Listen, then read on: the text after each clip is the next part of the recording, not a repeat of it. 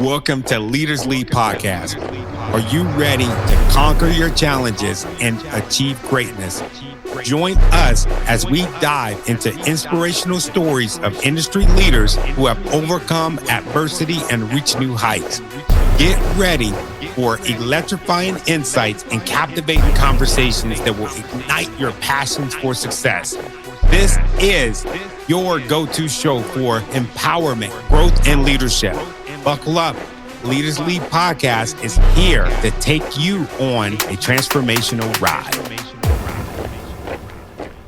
We'll jump back into your episode in a minute, but first let me ask you something. Are you great at what you do, but it still feels like no one really sees you as the go-to expert in your space? You're showing up, maybe putting out content, speaking on a few podcasts, but the visibility, the growth, the income, it still feels out of reach. That's exactly why I created the Experts Blueprint. It's a step-by-step system that I use to help coaches, consultants, and purpose-driven experts finally get visible, grow your loyal audience, and turn their message into income. Inside, I'll show you how to craft your story so people actually remember it, build a platform that works for you 24/7, and create content that builds trust and moves people into action. If you're ready to stop being overlooked and start getting the recognition, the results that you deserve, join the waitlist by emailing me at info@tonytaylorinspires.com. Let's build something real. Let's get you seen. Welcome back to your episode.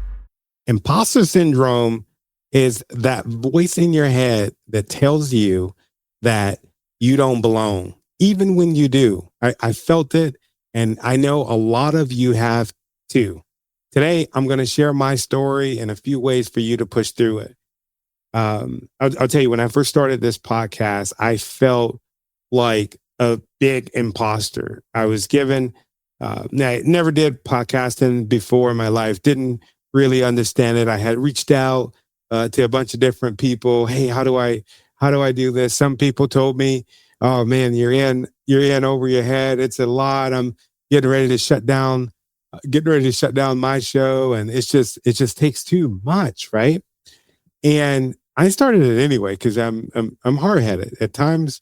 In the past, maybe I didn't believe in myself, but I saw it being not only a tool for me to learn, but I saw it being a tool for business, and also a way to help me get over the imposter syndrome that I had. I had a platform on LinkedIn that was going pretty good.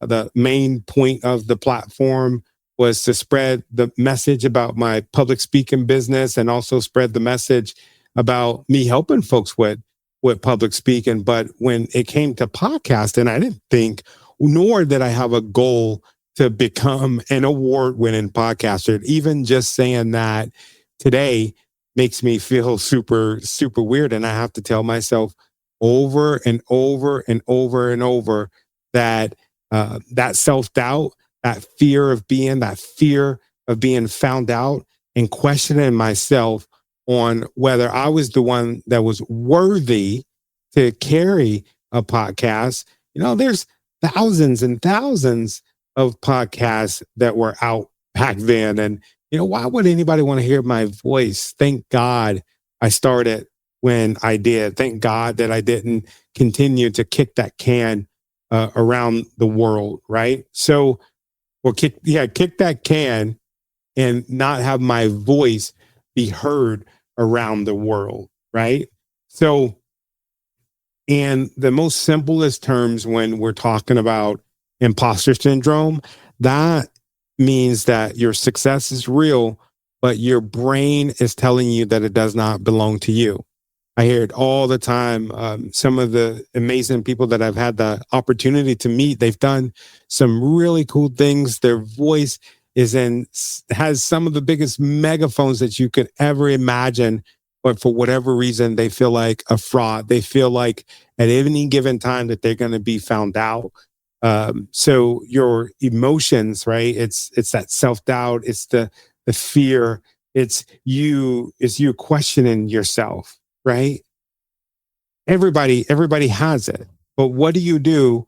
What do you do when it shows up? What do you do when you start feeling so overwhelmed, right? You start over preparing. That was something that I did. I would have speaking engagements, and I would just go over and over and over those notes from my speech. It was just to the fact that I had things memorized, stuff that it wasn't supposed to be memorized, and it made the speech sound horrible because it's supposed to be natural.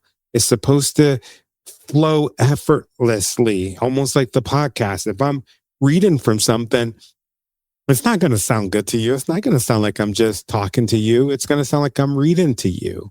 Unless you signed up to listen to an audio book, then I know that that's not what you want. So it is my job to make sure that I'm not over preparing for these podcasts. So just like it's your job to make sure that whatever you feel like that you have not arrived to, but you're currently operating in that position, it is your job to know that you've already did everything that you can possibly do. And that's why you're sitting in the seat that you're sitting in. I know so many different people that what they'll do is, and me included, they'll get all these awards, they get all these certificates to make themselves feel like they're worthy. And then once they get them, they're just like, oh, anybody could have got this. But it's like, at what point are you going to start believing in yourself? At what point are you really going to open up and understand that you deserve to sit in that seat? Another way that this will show up is procrastination. Now, how many of you, when you have a task to do, something amazing you got going on, whether it's giving a speech, whether it is leading a group, you know that you got to get ready to have some notes done. You know that there's just something really cool that's about to happen, and you're going to be the person that's in charge of it. What do? You kick the can down the road. You don't even want to think about it because it makes you sick, right?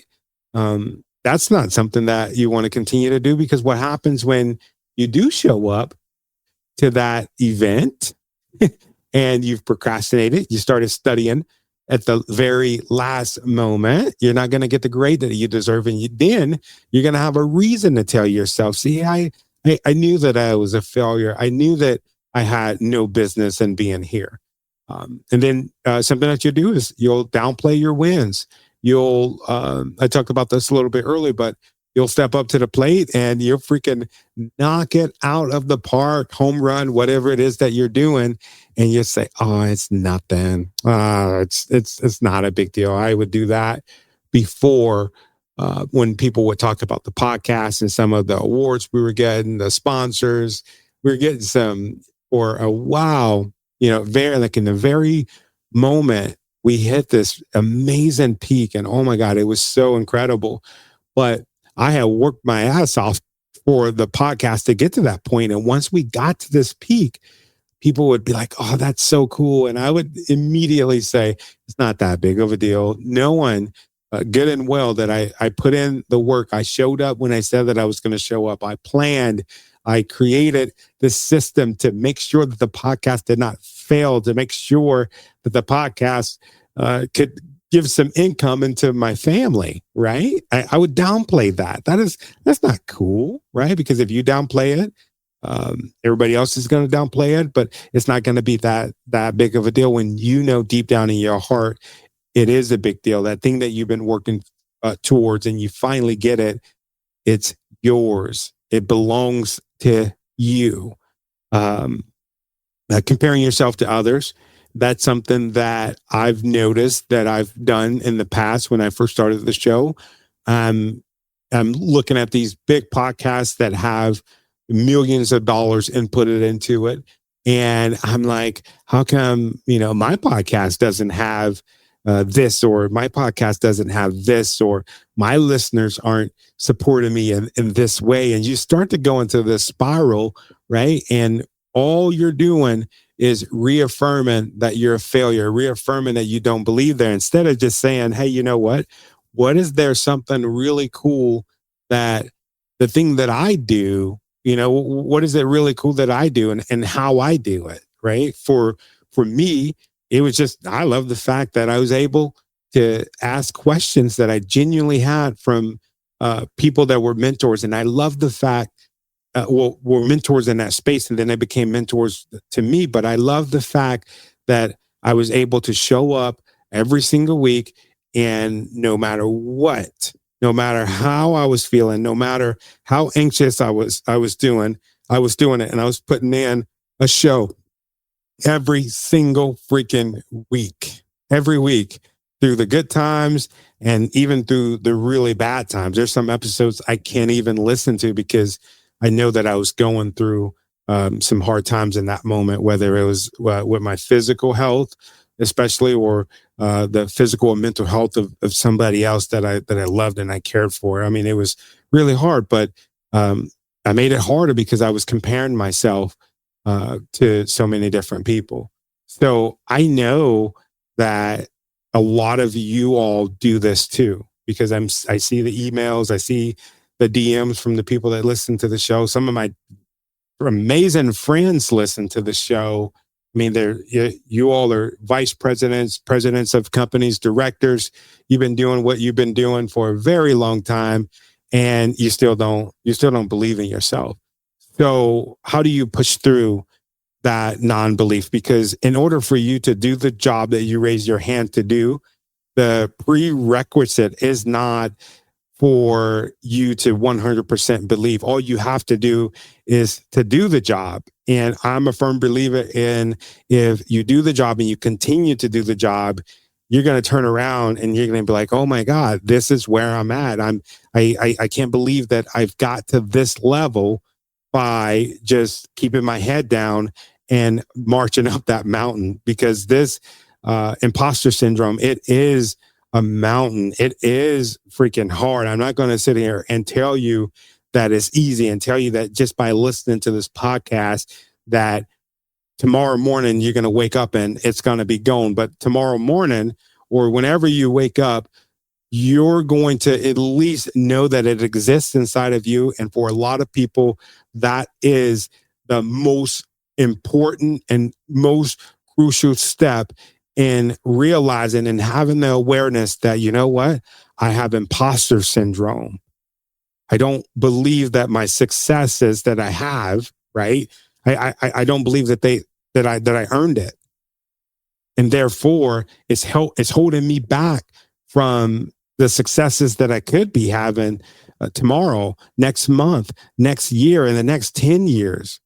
If you don't feel like you don't deserve what you have already, and you're continuously in the back of your mind telling yourself, I don't deserve to be here. I don't deserve to be here. You're just with your head down, looking at the same spot that you've been standing at, instead of marching and moving while you're not feeling the way that you should, and looking at another point, right? So here's how you're going to push through. The first thing, and write this down, go pause it. If you got a memory to where you can remember all of this stuff that I'm saying, just sit back and just listen to it. Maybe just sit back and listen to it and then come back and rewind it and then take some notes. But reframe your success. Write down your wins and remind yourself how they're earned. When I was in the Marine Corps, I would do this over and over and over. Just the thought of having to get more responsibility, the thought of getting new troops, the thought of being in charge of millions and millions of dollars at one point of time, and also having soldiers and also Marines and Coast Guard folks, a few different branches, Air Force folks, their lives in my hand. I've been here before.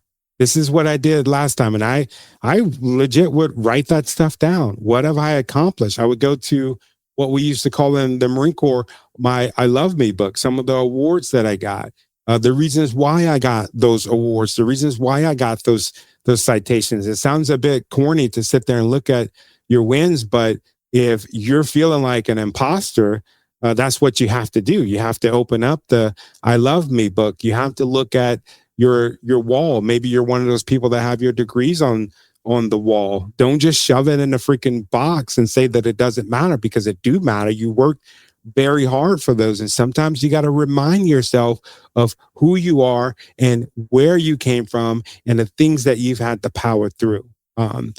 The second thing in how to push through when you don't believe in yourself and you have imposter syndrome is talking about it. Talk to some mentors, talk to a therapist, talk to some of your peers, some people that are close to you that know the mountains that you've had to climb. If you have a mentor, that's a mentor that's worth the shit, they'll tell you exactly why you deserve to be in this position that you're at, or will tell you exactly what you need to do to get to the point to where you are acclimated to where you're supposed to be in that position that you're operating in. Your therapist, that's a good spot. Therapists do a really good job in helping you frame stuff, and you actually talking about it, like really talking about it and sitting down. Maybe there's some stuff, there's some hangups that you have, different things that you were told when you were a child that is holding you back. For me, I was told a very long time ago by a counselor.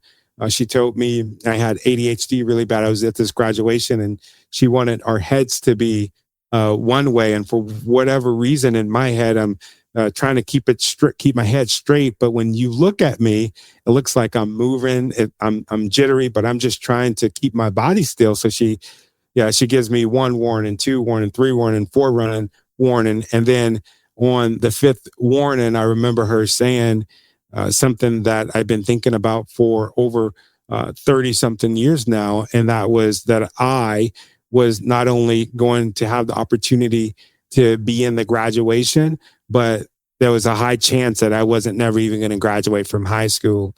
And the back of my mind was telling me that that's me being a failure. And I thought about that for so long. And it actually took me talking to people about it to get that away and actually working on it. The third thing that I want you to do is take action anyway. Confidence grows after the step and not before. There's so many different things that I did in my life when I was lacking confidence in my ability. I would go for different schools, go for different courses, and do all of these different things. And when there was a volunteer for me to go and take action, I would just raise my hand. I would count 5, 4, 3, 2, 1 and raise my hand. Guess what? I'm locked into it. I go and I complete that thing, right? Guess what? It gives me more confidence every time I take action anyway. Even if I'm not feeling so good, I'm going to take action because I know that that's where I'm supposed to be. And then right before it, right? This is what works for me. This is like right before you do that thing that's hard. I've done meditation before I'm speaking. It gets me in the best state that I can ever be in. I'll sit down and I'll do sometimes an hour, 2-hour meditation, and that takes away any doubt that I have. It makes me not think about the things that I'm not good at. It makes me really get centered with who I am and the reason that I'm put here for.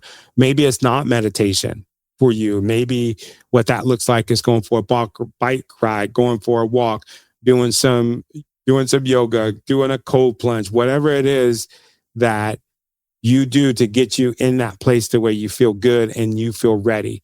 And if you don't have that, right, write down some ideas on what you think that could be and just go on that journey, right? That's the best thing that I can tell you. That journey of discovery, that thing that you can do whenever you're not feeling so good about yourself, to get your head out of it. Because if you're anything like I was, you'll get into this cycle of worrying about that one thing.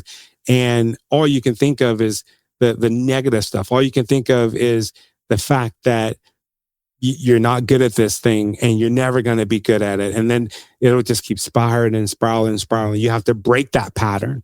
So go for a walk, go meditate, go for a cold plunge, do whatever it is that you need to do. All right.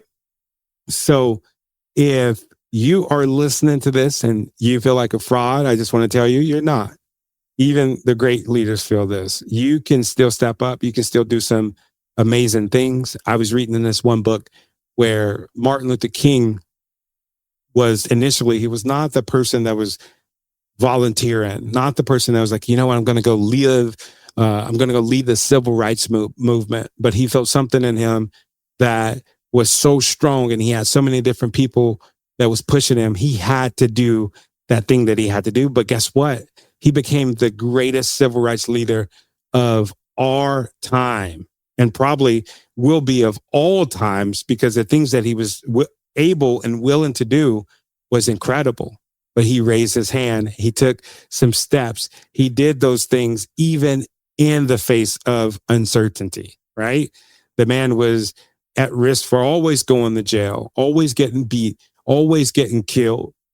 But he had a passion inside of him that would not let that freaking fire dwindle. It kept going until somebody ultimately took his life. And I'm almost willing to bet that if somebody was to talk to him right now, I think he would have did it again. Maybe things would have been a little bit different, but I think he would have did it again. I think he would have stepped up in courage. I think he would have stepped up in light and in power. And you can do the same thing. So what is it?